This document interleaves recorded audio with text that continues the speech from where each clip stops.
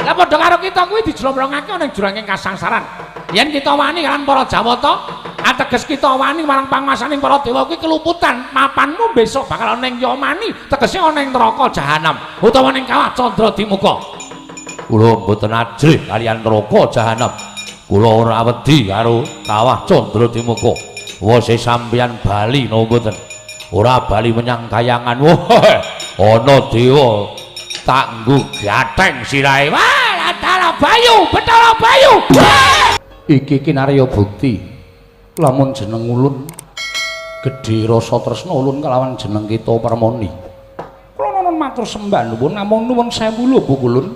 Mun ateges kula kepengin damel geger wonten ing Kayuwangan namung sedaya menika kula namung kepengin buktekaken anggen paduka tasih tresna kaliyan ingkang putrapun Dewa Srani. Ya, ulun isih tresna kelawan Dewa Srani. Ketitik ulun dawuh kelawan Bathara Brahma supaya misahake bebrayaning Janaka lan Dresanala. Matur sembah nuwun tanpa pepindhan Bu Kulun. Kejawi saking menika kula ugi badhe nanjihake bab apa? Gandeng panjenengan tasih tresna kaliyan Kang Putra nuwun sewu menapa raos tresna panjenengan menika ugi tasih wonten nyumurupi ingkang ngrayipun Permoni kados mekaten. Tegese piye? Menapa panjenengan Hyang Kulum Bathara Guru ki nggadahi raos tresna kaliyan Kang Pun Bathari Durga. Jernyatanipun duk nalika semanten menika nuwun sewu kula menika wujudipun ayu swesta ing warna ngantos panjenengan Hyang Adi Bu Kulun menika kepi-kepilan kumajan anggarwa dhateng ngerayi. Nanging sakmenika kula sampun kados mekaten. Dos pundi Bu Kulun? Permoni, kula wonten maring adhawuh. Tresna kuwi ora bakal bisa ilang. Sayekti apa ingkang dadi lelakon ana ing Kayuwangan ulun buktekake iki Arya Pratandha lamun ulun tresna kelawan jeneng kita Permoni. Estu Bu Kulun? Iya. Iya Permoni. Ulun isih tresna kelawan jeneng kita. Matur sembah nuwun tanpa pepindhan tobat. Malah dina samengko ulun kepengin nambaleni duk nalika kita leladi kelawan panjenengan ulun. Kersanipun ulun kanthi manjing ana ing Karang Kawidodaren. Ulun kepengin siram kinosokan kelawan jeneng kita Permoni. Kepriye Bathari Durga? Tobat kula lak mboten klentu pamireng kula to Bu Kulun. Mbuya. Menawi tetep mengaten monggo kula ndhakaken tobat. Remen manah kula tanpa pepindhan Bu Kulun menawi jenengan keparing dawuh ingkang mekaten Bu Kulun. Iya, Permoni. Inggih. Monggo kula ndherekaken. Nuwun sewu Bu Kulun menapa mangke kula kedah beto sabun. Kayuwangan wis ora kurang Permoni. Oh inggih, matur sembah nuwun tanpa pepindhan. Monggo Bu Kulun kula dherekaken. Indra, kula wonten timbalan ngadhawuh. Budarnapa Wadyabala Durandara kula nuwun. Aja nganti ana ingkang wani mlebu jroning Kayuwangan jeneng ulun ana wigati kelawan Permoni. Kula nuwun ngestaken dawuh. Lan tatanan para Wadyabala Durandara lamun to ana payu-payu katemping samirana aja nganti karo nden gawe kula nuwun ngestaken dawuh. Yama Diwati wonten timbalan. Budana kang padha siba jeneng ulun arsa mlebu jroning Kayuwangan. Monggo ulun menawi sampun paduka dawuhaken kula candhingga jimat kaya wis ora ana dawuh maneh. Yama Diwati purna gatining maranggilan sanadasa kundur ngedatun jelek saking dampar kencana kirampit gambaran gading kadhiraken sangganing Promban Cedi manggung ketanggung Jaka Palorala ingkang sami ngambil upacara ing Prabon kawijengan saking Mandra tindaknya Sang Hyang Adipati katinon saking Mandra kaya gumebyar candrane miang galing kanggung peksimi berulu ngungkuli langit berkencang warudayeng Pak Pong Buk Bolong kali Conde sapa sing gawe lah kok iki ora panglik iki rak Bayu karo Kumajaya. Wah Narada bapakku pancen iya aku sing merpeki lawan Narada bapakku. Iya Bayu aku ngaturke sembah ndak tampa pangestu ulun tamanana ndak gegem dadiake jimat Pukulun kula ngaturaken sembah pangabekti kula kunjuk pukulun. Ya, Kamajaya ndak tampa ralat pangestu tampan ana ya, Nggih. Ana apa kok do mrepeki kalawon panjenengan ulun? Nggon ulun wis duwe tekad bakal ninggal Kayiwangan lah kok dadi kita malah ngaglah ning ngerpat kepanasan. Narada bapakku, Bayu piye? Dina samengko aku wis ngerti apa sing kelakon ana ing Suralaya. Mula wektu dina iki entuk ora entuk aku arep nderekake Narada bapakku mudhun ning jagat. Aku ora bakal dadi dewa, trima aku lereh nggone dadi dewa tinimbang dadi dewa.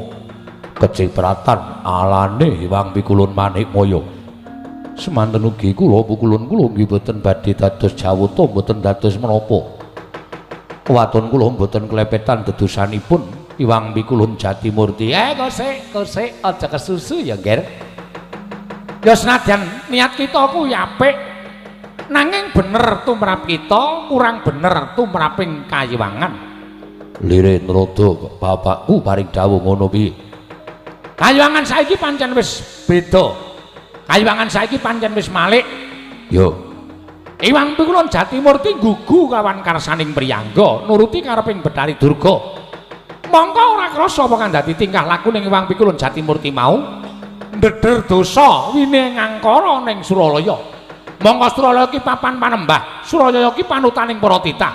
Lah nek dewane padha mengeng kiblate kepiye ora coba? Apa ora bakal gawe geger Jana Loka? Yo pancen mengkono. Lah iya. Ning ngene ya Bayu apa dene kowe Kamajaya. Aku banget ngaturake panuwun dene kita mbelani kelawan panjenengan ulun. Ning yen kita mudhun ana ing jagat melu kelawan panjenengan ulun kowe mengko ndak kesempyok ing aradan tegese kita mengko ndak melu katut dosane.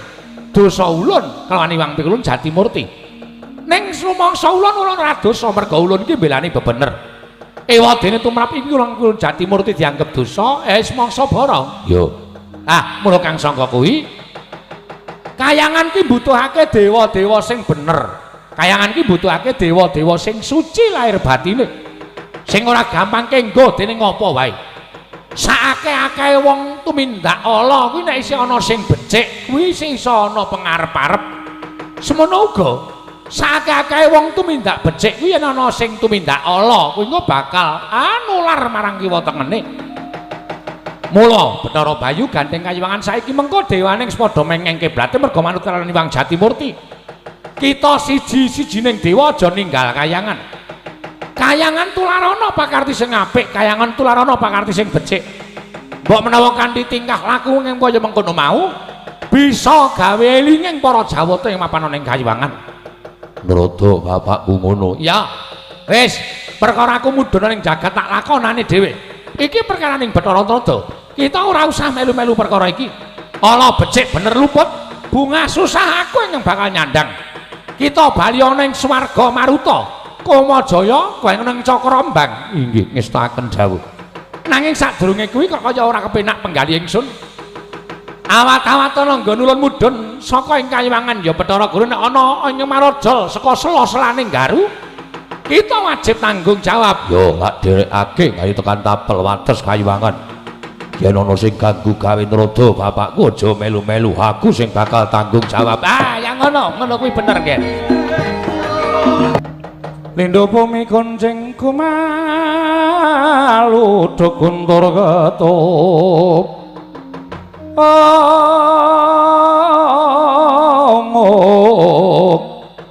lumembak penjungan kumambang dosang Wisnu Bathara ladala katingal bingah penggali paduka Gusti kula ingkang sinuwun Prabu Dewa Srani teka katingal mesam-mesem pasuryanipun. Pate wonten dawuh dina samengko bakal kelakon penjangkaku nggonku nderekake sowaning Kanjeng Ibu sowan ngersani Kanjeng Rama Pukulun Jatimurti matur wigatining apa to sababe dene aku ketayan munggah ning Kayiwangan Kanjeng Ibu matur marang kesaning Kanjeng Rama yen aku pengin garwa sawijining widodari. Waduh, kula nderek mangayu bagya seketi jumurung. Dene jeng andika Gusti kula ingkang sinuwun. badhe mengku garwa ngasta bawat peperintahan. Ya, pancen mengkono. Nuwun sewu. Lajeng sinten ing menawa dados woting penggali paduka? Lumaing bumi kreping langit ora ana wong wadon ingkang keduga ngrubuhake bebeteng jiwa kalindranku. Kejaba mung widodari saka ing kayiwangan swarga dahana. Atmajaningku kulon Bathara Brahma ya kuwi Kakang Mbok Ayu Dresanala. Wah iki piye? Nuwun sewu Diwaji. Dewi Dresanala menika rak rampun sampunipun nenggu dening Raden Janaka. Menika sampun kondhang kalukeng rat teka paduka badhe garwa kelawan Dewi Dresanala menika kados pundi? Ora sakakean gunem tanpa guna. Sing jeneng tresna kuwi uruping jiwa ingkang luhur. Tresna ora bisa diluputake merga kuwi paringane sing maha jagat utawa sing maha suci. Iya. Gandeng tresnaku kuwi tumiba marang Kakang Mbok Ayu Dresanala dipalangana bakal mlupat diranteo aku bakal medhot. Upama Kakang Janaka ora menehake kawan aku kang wujuding Kakang Mbok Dresanala mesti bakal nampa pidana saka Iwang Pikulun Jatimurti merga Kanjeng Rama wis nyarujuki apa kang dadi lekasing Dewasrani. Oh, la dalah iki. Menawi tetelo mekaten kula namung jumurung ndederek kersa paduka Kanjeng Sinuwun lajeng keparang paduka.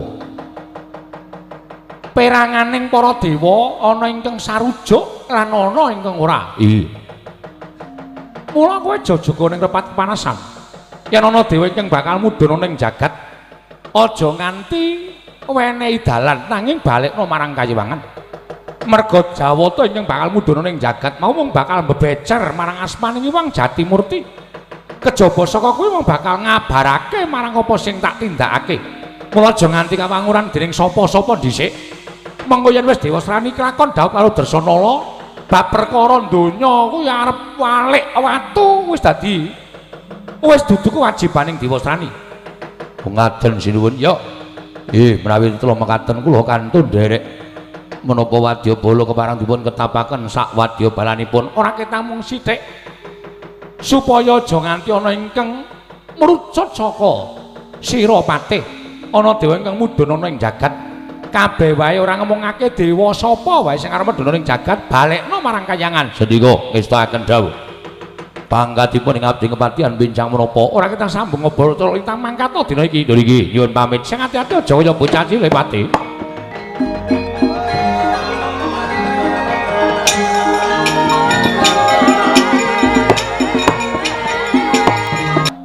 Orang kono magawe gelarira wang-wang.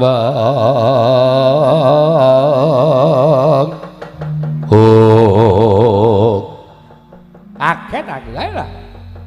Iki ora pangling titah pujangkara. Nadyan wujuding buta, lah kok teko kowe munggah ning kayiwangan meh ngancik ana ngrepat kepanasan.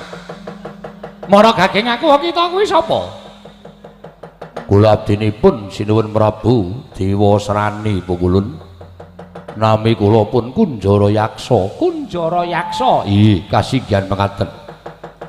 Kula badhe nyuwun mriksa panjenengan menika sinten? Lah dalah walah trembelane. Kabeh dewa ning kayangan padha priksa, kabeh titah padha priksa. Lah kok dadi kita ora ngerti kalian panjenengan ulun. Cetha yen toko suwijining kita ingkang mengeng kalawan panembah. Ora nate nindakake panembah. Ketitik kita ora tepung karo panjenengan ulun. Nyuwun pangapunten nyatanipun kula mboten tepang. Lek no mripatmu gatekno gobokmu iki kami tuwaning kayiwangan Suralaya. Pak dewa ing sithik mangudal-udal ulun Sang Hyang Kanika putra ya Sang Hyang Narada. Oh, Sang Hyang Narada. Ya. Kula ngaturaken sembah pangabekti kula kunjuk Pukulun. Ya ulun tampa. Akarya bombong tiasuna lewat pangestu ulun tampanana. Kula pundi nggo jimat. Eneng apa lah kok dadi kita kuwi wadyabalaning Dewasrani lah kok teko kita mapan ing repat kemanasan wonten dawuh timbalaning Sinuwun Prabu Dewasrani dhateng ing abdipun Kunjara Yaksa kula kadhawuhan supados jejagi wonten ing repat kepanasan wigatine ngendikanipun Sinuwun Prabu Dewasrani menawi wonten dewa ingkang badhe mandhap wonten ing jagat sampun ngantos kelampahan mudhun wonten ing jagat kula ingkang kedah mangsulaken ngunduraken dewa menika kala wau ulun sik ta karepe dewa srani iki apa lah kok dadi anggere ana dewa mudhana ning jagat mbok balekake ning Kayiwangan ngono ta kuwi kasinggihan mekaten lah iya lah terus karepe dewa srani iki apa menawi ngantos wonten jawata ingkang mudhun wonten ing jagat tan wurunga mangke badhe ngabaraken dhateng lampaning Kayiwangan menawi ngantos kawanguran dening para titah tan wurunga badhe gagar wigar penjangkanipun Prabu Dewa Srani mila sampun ngantos wonten jawata ingkang mandhap wonten ing Janaluka kalebet paduka pukulun kedah kundur wonten ing Kayiwangan kok sik ulun iki wis ditundung dening Sang Hyang Jagat Giri Pratingkah ya Sang Hyang Manikmaya wis nundung kelawan jeneng ulun lah kok dadi aku takon bali iki piye kersa mboten kersa kedah panjenengan kundur yen aku gelem nuwun pangapunten mboten badhe kula ora truda paripeksa ning yen aku bakal bacut mudhun ana ing Kayiwangan ana ing Janaloka ateges panjenengan kedah mengsah dhateng Kundara Yaksa menawi panjenengan saged mejahi Kundara Yaksa lestari badhe mudhun wonten ing jagat bela wah lah kemanen bocah iki wae lah yen ngono kowe arep wani karo para Jawata mboten ateges wantun nanging menika kula mundi dawuh timbalaning Prabu Dewa Srani. Wah, bagus, bagus. Ning ora urus. Merga kita iki nyembah dawuh timbalaning sesembahmu Dewa Srani entuk estokake ning ora tok petung dawuh mau becik apa ala ming waton tok saguhi. Lah padha karo kita kuwi dijlomrongake ning juranging kasangsaran. Yen kita wani kan para Jawata ateges kita wani marang panguwasaning para dewa kuwi keluputan mapanmu besok bakal ana ning Yamani tegese ana ing neraka jahanam utawa ning kawah Candra Dimuka kula mboten ajrih kaliyan neraka jahanam kula ora wedi karo kawah Candra Dimuka wose sampeyan bali napa mboten ora bali menyang Kayangan ana dewa tak nggo gateng sirahe wah Batara Bayu Motar kowe ya.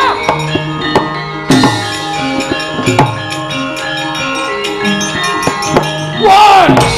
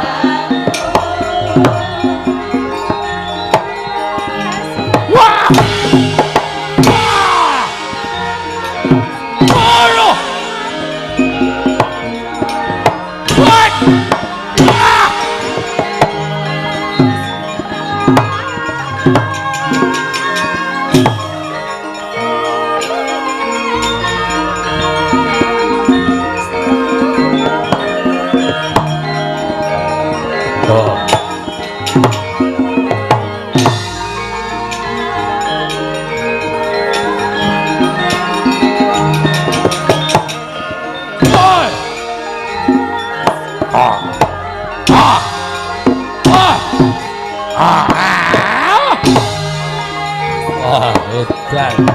Ah. Ah. Oh, hey.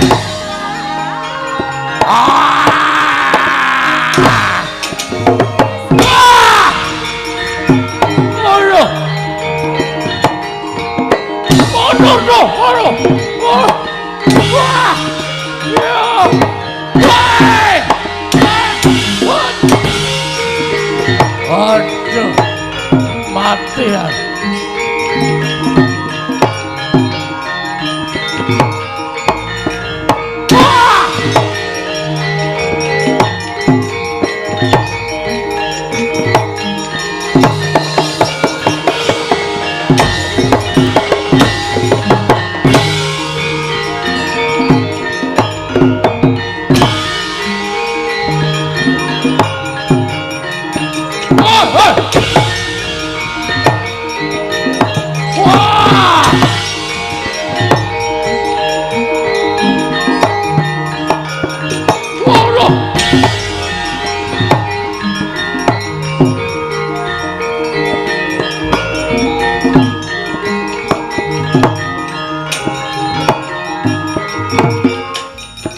Dadi ngopo? Kendang kaprak sundang kuntal kaprapal. Iya. Wis, katon padhang dalan kemudhun ana ing jagat Bathara Bayu. Iya. Kita bali ana ing swarga Maruta. Ulun tak mudhun ana ing jagat. Ora pati-pati Bathara Rada bali ana ing kayangan, nek kayangan durung bali becik. Kayangan durung bali dadi punjer-punjering kautaman lan punjer-punjering panembah. Iya. Tetepno pangesti kita. Aja mangro paningal kita nadyan ana pengojok-ojok apa wae ya Bathara Bayu. Merga pisan meneh aku tak kandha karo kowe. Ewoning wong ala, papan sing kebak wong angkara murka, yen ana tukulane wong becik, kuwi kok bakal tumular marang kiwa tengen. Satemah bakal iso dadi becik kabeh. Wah, Nrada bapakku ngestokke dawuh. Sembahku nderek jengkarmu. Ya wis pokoke ora usah dadak kok gagas. Mbuh, aku dadi apa ning donya iki urung tak pikir. Perkara urip ning alam padang kuwi nek akeh sedulur mesti bakal kepenak nggone nglakoni urip. Yo. Tak srawung ning jana loka, mbah engko dadine. Yo, ya aku njaluk pamit Bathara Bayu sing ati-ati. Taratepang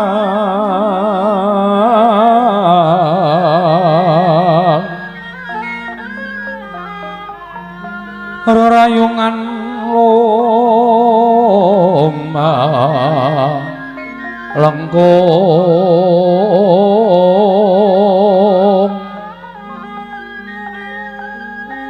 tumalong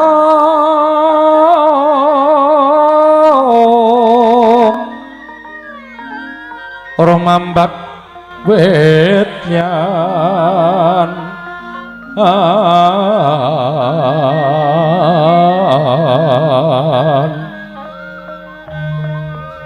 kowe semu kang mawon raras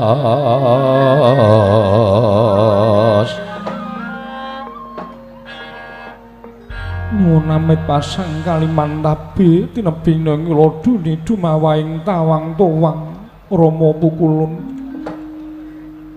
teka lenggah paduka mboten katingal jenak tuwin kepenak enggen paduka rawuh wonten ing kayawangan swarga dahana ingkang putra pun Dresana ngaturaken sembah pangabekti kula kunjuk Rama Pukulun. Om Mas Tunama Sidam sekaring bawana langgeng. Ya. Dresana londak tampa, ora liwat pangestune wong tuwa tampanana. Kula pun dinggo jimat paripih dayana ing kasantosan. Kula ngaturaken bekti kula kunjuk Rama Pukulun. Ya. Arjuna ndak tampa. Ora liwat pangestu ning ulun tampanana. Kula pun dinggo jimat paripih dayana ing kasantosan. Rama Pukulun wonten menapa Rama Pukulun dene katingal goreh rongeh penggalih paduka menawi kepareng kawedharing kathah numunten kababarna jagat Dewa Bathara Dresana nggone ulun ora paring pangandikan iki sayekti kaweworan bombong ingkang banget ana ing jroning penggalih ulun ing atase ulun kuwi Jawata nanging kawasa ngrabekake anakku wadon kelawan Si Arjuna sapa to sing ora bombong Janaka kuwi lananging jagat lan curing bawana Janaka kuwi pitataning jalma unusaning titah luwih-luwih bareng aku nyumurupi lamun sira kulub Dresanala wis gerbine ngancik pitung candra saka pangrasaku kaselak kepengin momong mantu ngemban putu anggendhong kelawan wayahku dhewe ing mapan ning kandhutamu mbuh lanang mbuh wadon kang mangkono mesti bakal dadi turasing satriya ingkang pinilih tanding sarta keluwihane tan prabeda kaya dene bapakne inggih pukulun ya mung ngene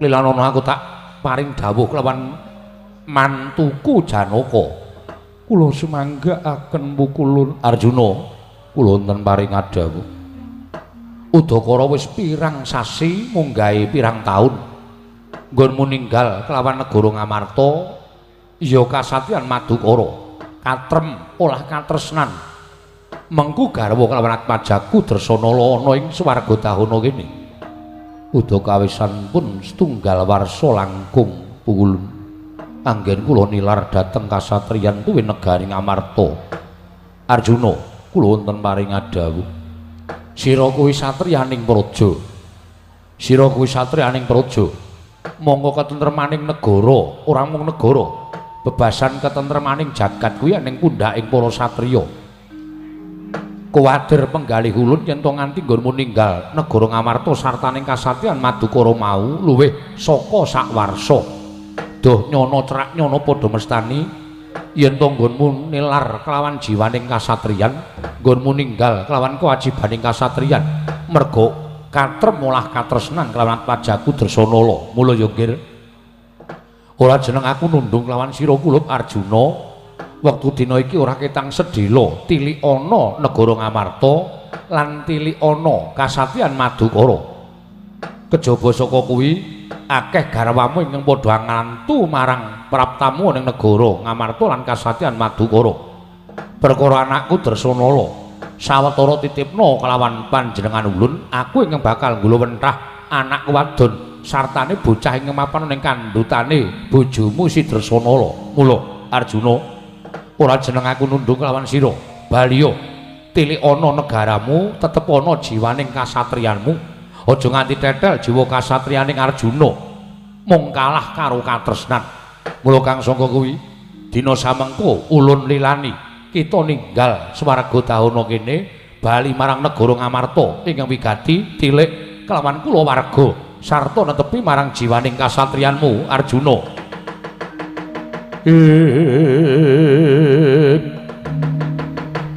mulat mara Sang Arjuna semono kang kamanungsan kasrepan tingkahing mungsuh heran padha kadang ayiwata wanta gumregel penggaling Sang Arjuna nalika semanten nampi dawuh timbalanipun nenggih Sang Bathara Brahma bilih kadawan sepados kondur wonten negari Ngamarta ing cipta sampun grahita bilih tinundung saking kayiwangan swarga dahana watak wantuning Sang Arjuna tanpa taliwara klebat nilar swarga dahana kaget Sang Bathari Dresanala wau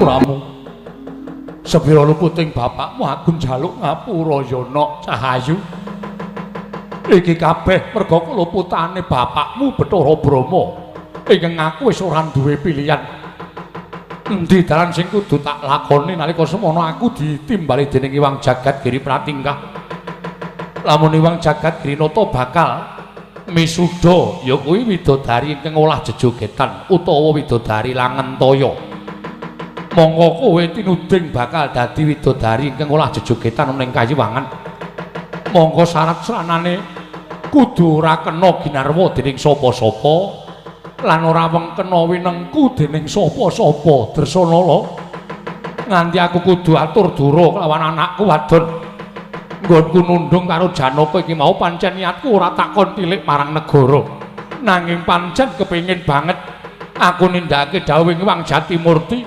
supaya supaya aku megatake katresnanmu karo katresnaning Janaka anakku nggen.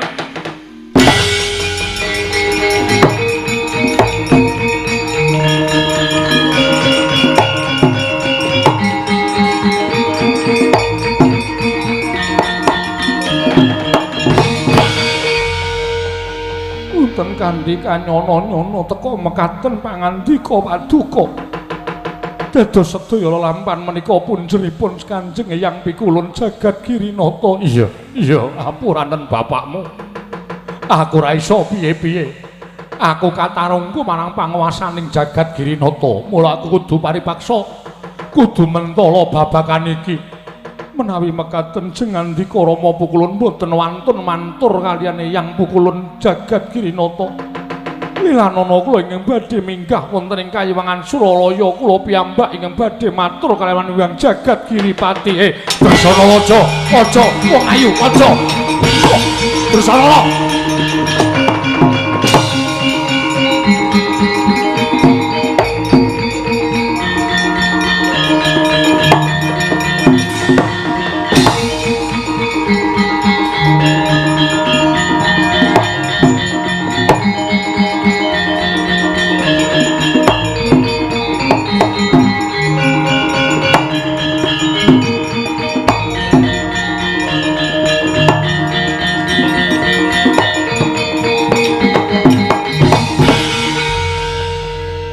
Mastu nama sidam skaring bawana langgeng.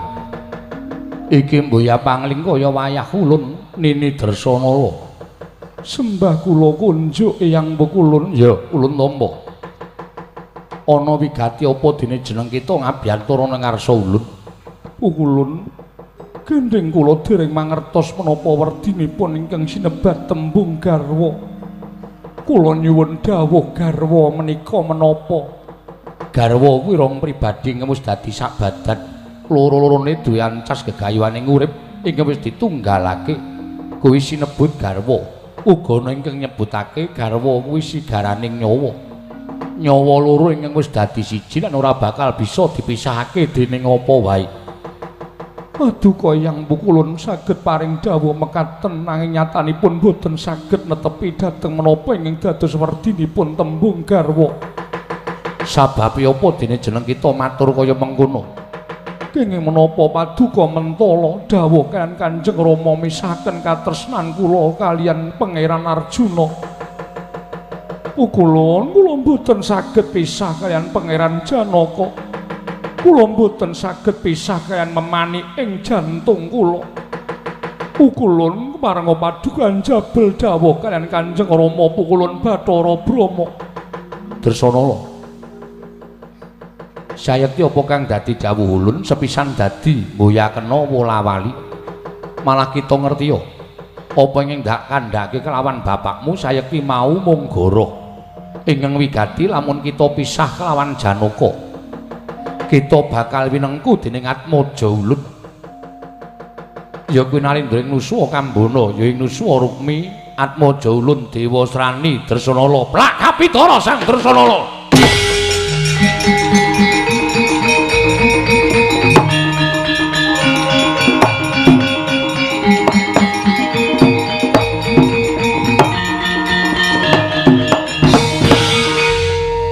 Tari Durga, kula wonten maring dawuh Pukulun. Dresanala ulun paringi dawuh lamun bakal didhawuh kelawan Dewa Srani. Teka malah ora eling mangsa Badawa. Gandeng Janaka wis mudhun ning jagat Dresanala wis ora eling Purwadasina. Gawanen wenehna Atmaja kita ya Dewa Srani ya Atmaja ulun. Tobat ngestakaken dawuh. Ayo nggih Dresanala ora usah dadak semaput barang.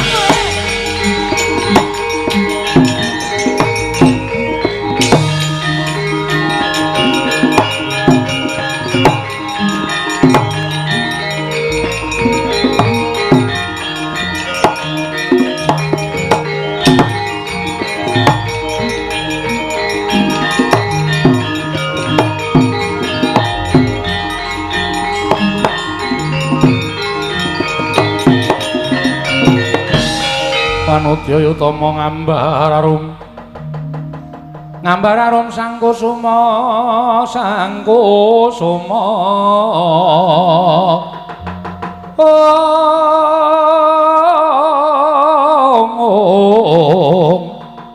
gembrang-gembrang yen ngandika bat-obat bareng tak bobong saka Suralaya prapta ngrepat kepanasan lah kok malah kowe eling Prawadasina kowe wis ngerti yen to punjer-punjer nglakon iki mung merga saka kowe Betari Durga bat-obat kowe ora basa karo aku ki peranganing dewa aku iki garwane Hyang Pikulun Jatimurti ora peduli gunane apa lak basani gunane apa aku tata krama karo kowe sawijining raseksi betah buteng aniaya marang sak padha-padha memper pewujudanmu wis wujud raseksi kowe dadi dewaning panggoda pangrencana Betari Durga kowe menungsa sing ora duwe rasa kamanungsan babar pisan kowe mentala misahke katresnanku karo Raden Janaka luwih kowe ora nyawang yen to aku ngandhut jabang bayi yen to aku dikon ngladeni karo Dewa Srani terus kepiye kahanane jabang bayi apa kira-kira kowe durung tau ngrasake dadi sawijining ibu kowe sawijining makhluk ing ora pantes urip ana ing alam padang kowe sawijining titah ing ora pantes nyawang gelaring jagat eseming rembulan pantes mung dadi ndiping neraka jahanam iblis lan cangkeme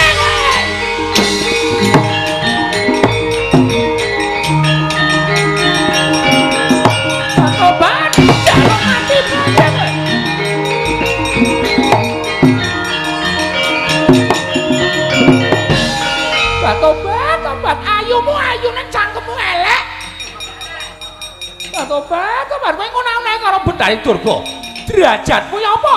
Kowe iki mung anake Bathara Brahma. Selagine Brahma wae kalah luhur. Karo Betari Durga lah kok kowe ning omah-omah marang mandya Betari Durga. Piye? Kowe njaluk mati cara piye? Tresana lho.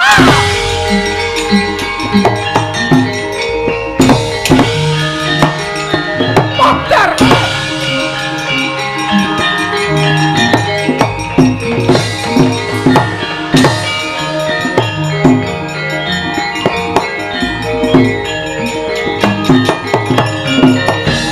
Endang kapracundang den uncalaken dening Pandya Betari Durga. Ketap-ketap ing akasa dawah kalenggak sang Batari Dresana. Eling-eling garbinipun ang jabang bayi ingkang yuswa Sapta Candra bengok sura kebarenging Jawata nguwataken jabang bayi jalu pekek warnane.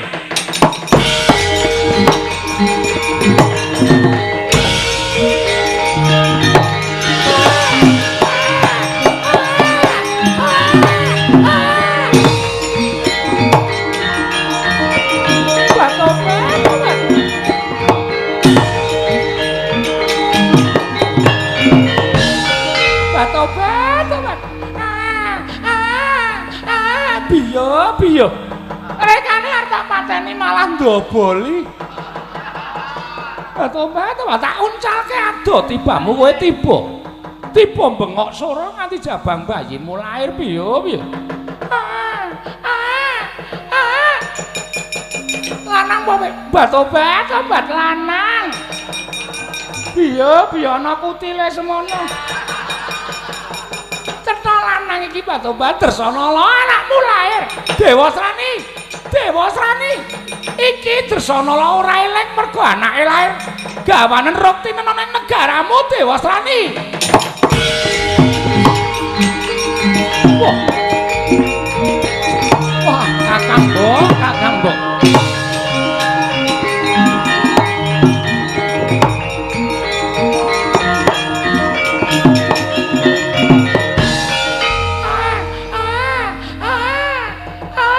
Tobat baguse kaya gerangane. Ning atase isih bayi wae kok corekane rayi wis ketokne bakal dadi wong bagus.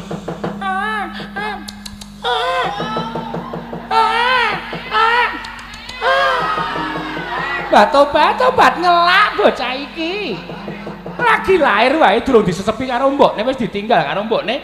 Cangkeme mecucu piye aku ki ya swijining wanita nek karo bayi kaya ngono ki terus rasane kaya kepengin nesepi. Nek ya apa kelakon monggo aku wis ora metu. Mas le nyedot mempeng. Ora iso suda ngelake. Tobat ilate kaya wis dong.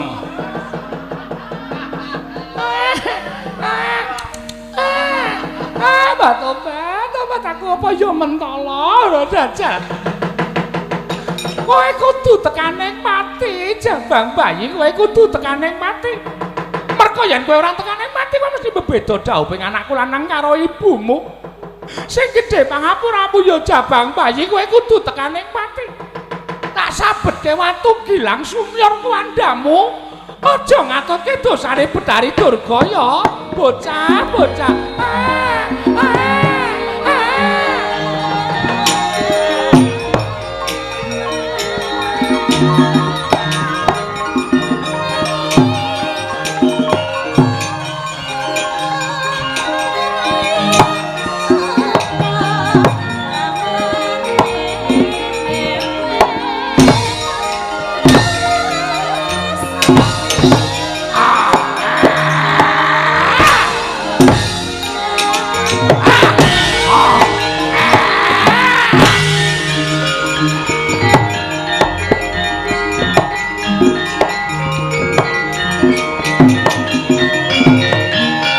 Jabang bayi tobat tak sabetke watu ora apa-apa tak cokot ya ora temomo siangku bareng tak culke kok bocah iso mengkurep ora tobat malah iso mengkurep ning durung brangkang aja ngawur nek bengok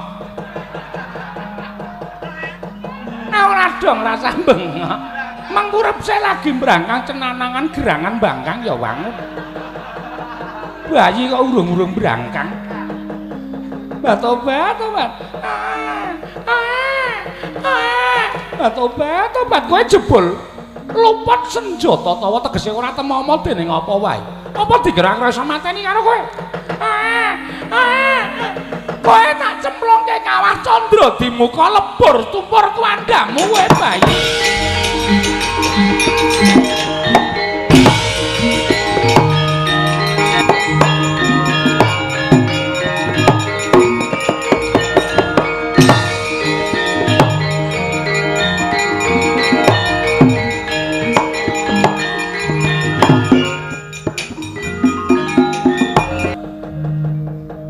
Yen untuna wong ngaprang kasangsaran Narada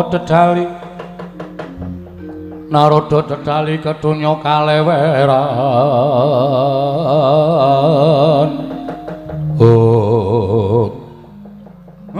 sepinten kalepatan kula nyuwun pangapunten Bu Kulun Semar kita boya luput nalika ulun jengkar saka Kayiwangan Ngundaran Dirbawana sumurup lamun Kayiwangan Suralaya kobar dening genining Angkara.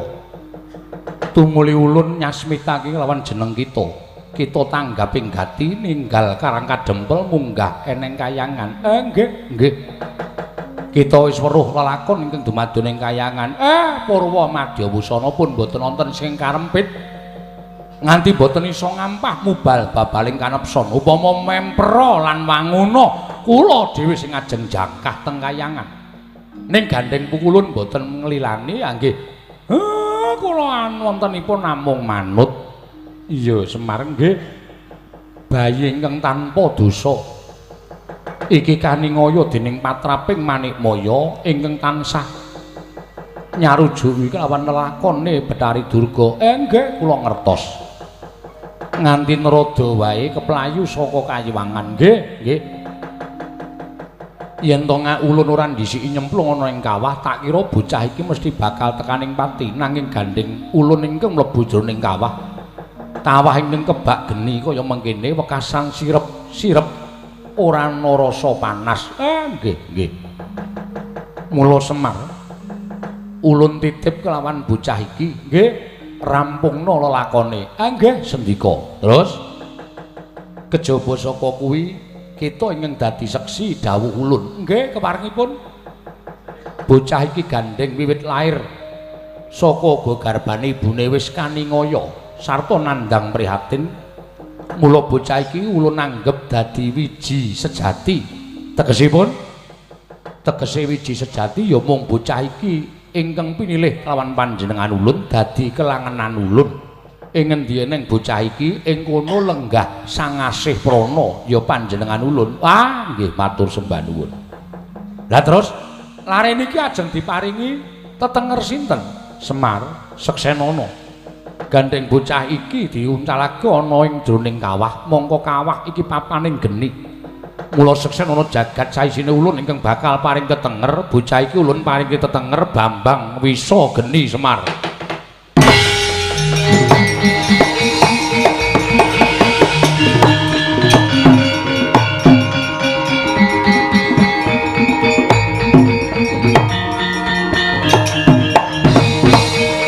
Wah, Bambang Wisa Geni kaprah ingkang padha mestani besuke bakal ana tembung Bambang Wisang Geni. Wah. Ngopo Semar? Mboten napa-napa. Ming wah wonten tok.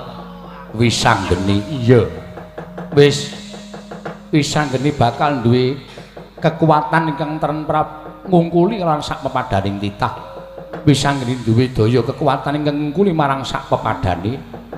Ruktinen Semar tuduhna wong tuane yen kepara Wisang Geni kudu isa males ngudi tuwuh lara wiranging kelawan para dewa dipun keparengaken ulun keparengaken matur nuwun ulun kundur makayangan bocah iki jedinen supaya enggal gedhe sansarta dewasa satemah bisa ngapokake para jawata ing mengeng pakartine sarta minggok dalan ora wujud jawata ingkang utama nanging wujud jawata ingkang angkara murka men padha kelingan kelawan jejere. Nggih ngestakaken dawuh ulun kundur makayangan Semar. Nggih nderekaken Bu ulun. Matur sembah nuwun.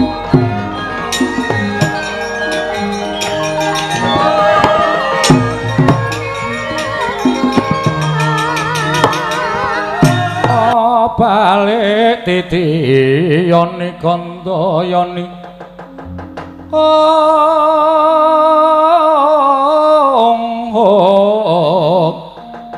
Trisanya Purnama sasi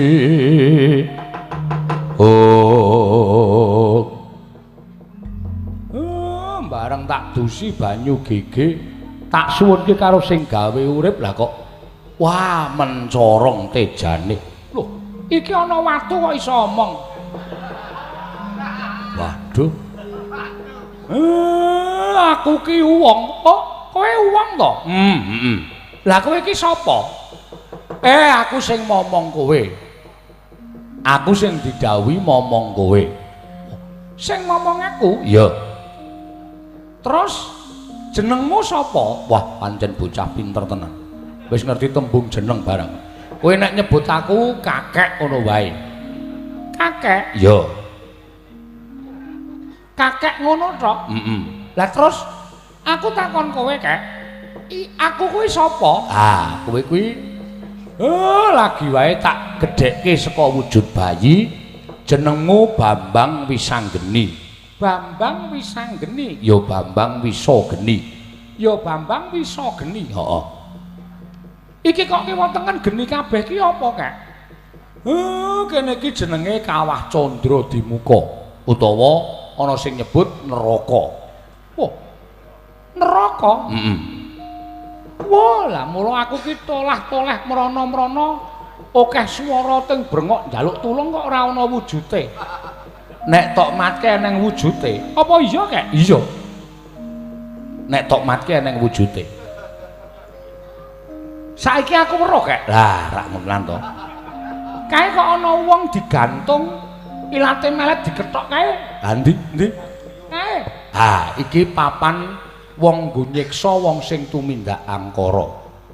Kae wong digantung nganggo ilate melet dikethok kae wong neng donya sing gaweane ngapusi. Gaweane ngapusi? Iya. Lah terus kae ana wong lho dikampak sikile. Dikampak tangane anggere tugel tukul meneh, kae gaweane nyolong, gaweane maling. Kae kok ana wong sing dijejeli dhuwit cangkeme nganti suwek. Kae senengane mangan bondo negara. Utawa korupsi. Ngono, Kek. Lah kae ana wong wedok.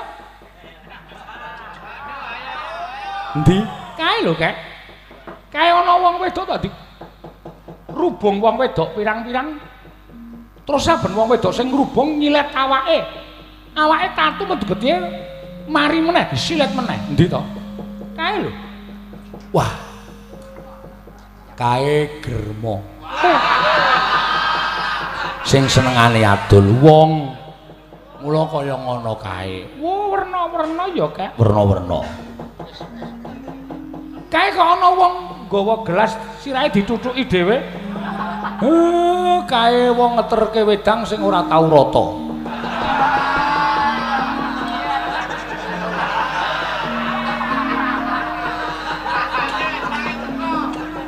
Anggere nganti kliwatan siji. Sesuk hukume ngono kae. Apa iya Kek? Domongi kok. Mula kudu sing teliti. Iya Kek, iya. Lah kok lho kae ana. Kae ana wong nganggo sandangan Jawa. Kok lambene dislomoti nganggo rokok kae ngopo Kek? Monggo dislomoti dhewe. Ah, kae endi to? Kae. Woh. Kae wiyaga sing seneng nguduti udute kancane. Gone dhewe disaki ning jukuki nggone kancane. Kuwi. Wo, ngono to, Kek? Lah kaya ana sing malah rambene disromoti nganggo cerutu. Kae nek ana dum-duman rokok nganggo gelas, dikukup dilebokke tas. Kae cangkeme disromoti nganggo cerutu. Oh iya to, Kek? Lah kae kok ana wong nganggo wong wedok ayu lho, Kek. Endi? Kae lho. Wong wedok ayu mongko sandangan Jawa. Heeh. Kae kok dridine dicatuti. Dijabuti kukune. Ah, wo, kae sinden. Oh. Kae sinden nek bar nembang njaluk dit juragane kuwi hukumane dijabuti ngono kuwi. Oh, ngono to.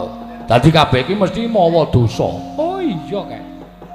Lho kae ana meneh sing guyu nganti cekakaan, nganti muntah-muntah. Bar kuwi terus cangkeme digajuli wong pirang-pirang kae. Kae dolop.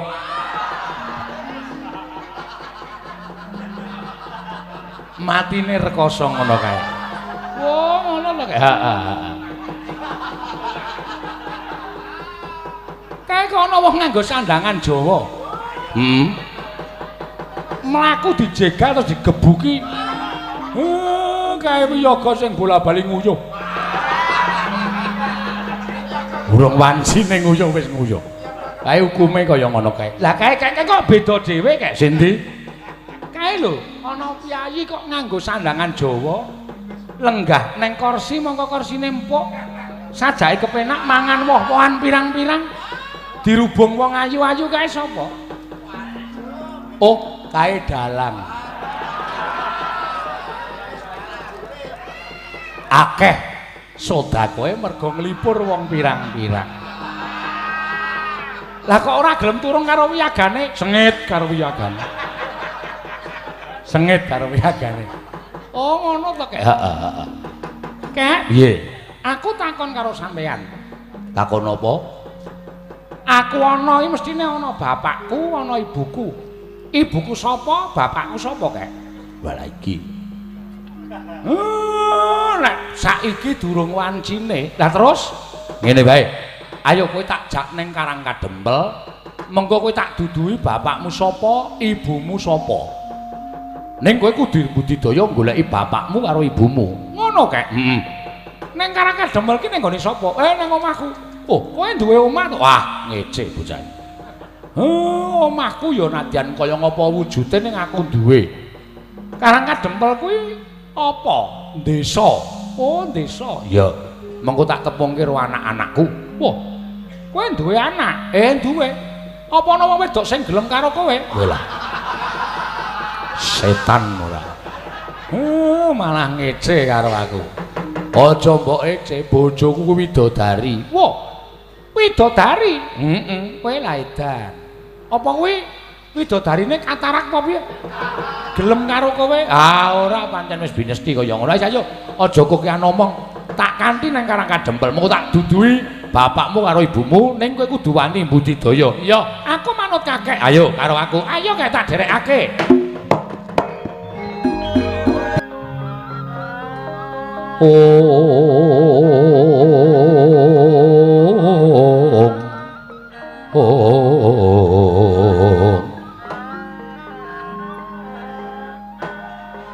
Apa iki winastan Karangkadempel kek? Ya iki sing jeneng Karangkadempel iki ya iki. Wah, la elok. Kiwa tengening omahmu lah kok ijo royo-royo tetandurane sarwa becik sarwa apik.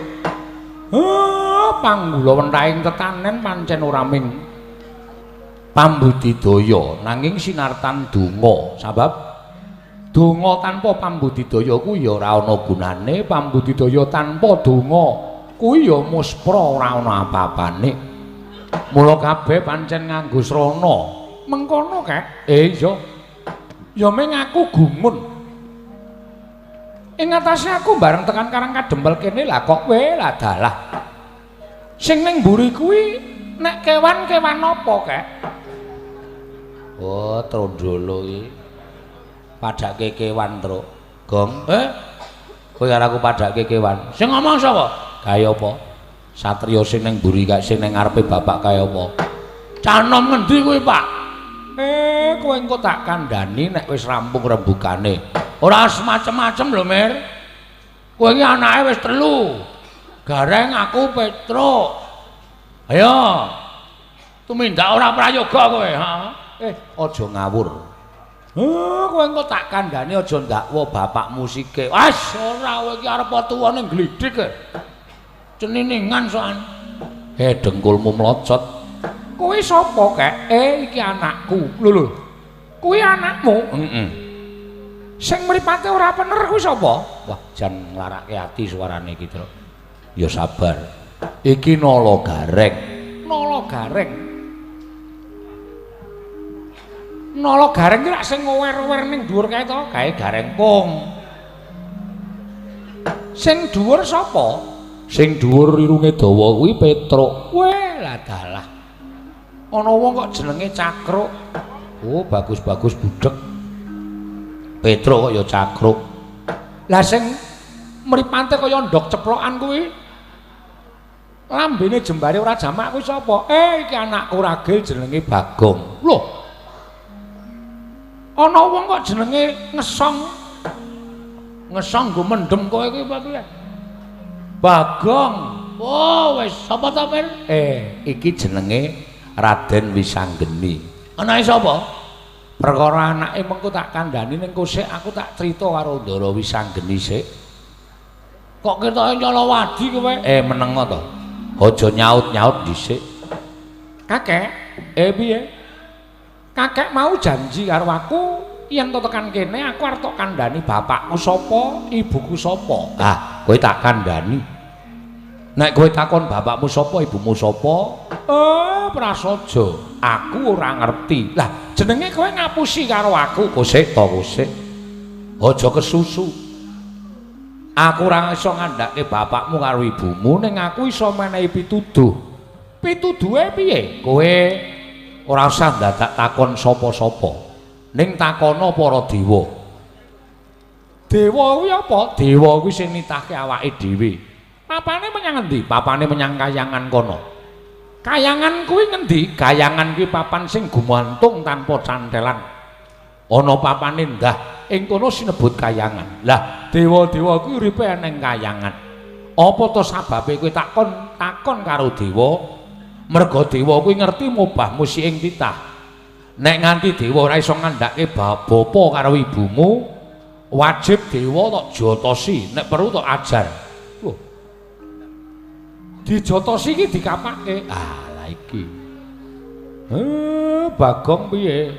Dijotosi iki digolekke ketan terus dibuntel godhong gedang kuwi enak banget. Kuwi sing mburi kuwi kok nek omong kok idune lek nyiprat tekan kene. Dijotosi kuwi tangan karo tangan utawa tanganmu ditibake raine dewa. Ngono ya kek sing banter. Tok ajar pokoke tok pulasara. Nek dewa ora nduduhke bapakmu ibumu sapa? Kowe tak penangake ngajar para dewa ning janji. Janji apa? Kaya aja kandha nek sik akon aku. Pokoke karepmu dhewe. Ngono ya kek. Lah terus aku lek munggah ning kayangan, kowe iki wong pinter, wong digdaya. Nek ming ngambah Dirgantara, ora bakal kurang akal wis anggeni. Miat tangan ning kalangguan aklar pandan moncar.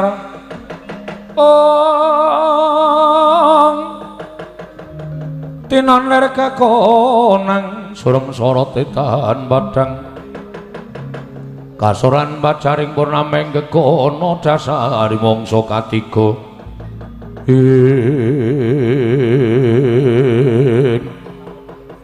yen ngono aku tak munggah ning kayangan yo kek ning kaya ngetutke karo aku kowe mesti tak tutke njaluk pangestumu. Dewa tak takoni bapakku ora ngerti, buku ora ngerti aja kelakon dosa. Kayangan tak gawe sungsang bawana balik. Ya sing ati-ati wis anggeni.